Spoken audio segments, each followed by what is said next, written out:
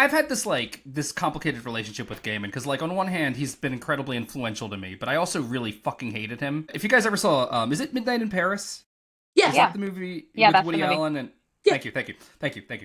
Edit this low key. Okay, Midnight in Paris. There's that wonderful scene where the guy asks Hemingway, "Will you read my novel?" He says, "I will not read your novel. I hate it." He's like, "You didn't read it." He's like, "Either it's so good, either it's bad and I hate it because it's bad, or it's so good that I hate that I didn't write it."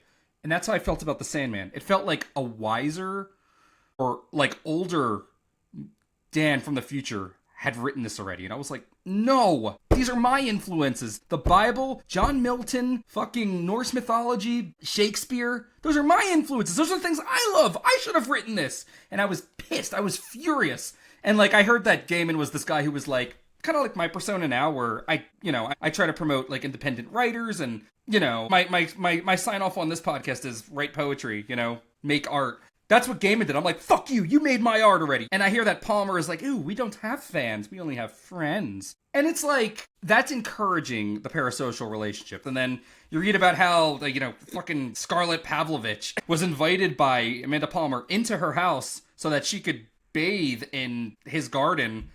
And, oh yeah, come into my house, watch my kids, you're my friend, get molested by my husband, She literally, Like, she fed her to him. It's really gross. Yeah. And then wrote a song about it, making herself the victim. Like, yeah, it's pretty gruesome. It's not great. To love her too. I had pictures of the Dresden dolls on my art locker in college. Like, I was a huge Dresden Dolls fan way before she and Neely ever got together. And now it's like 2 birds, 1 stone type thing, because they're both culpable, and it's disgusting. Like, it's just disgusting. It's horrifying. Yeah, like that's kind of my point. Like, we all do it to a certain degree. We get invested in stuff and the people we watch, and I think what a lot of people are going through, because I was speaking with an associate over in the UK, and he was telling me that Harry Potter was very, very, very important to a lot of queer people in the UK.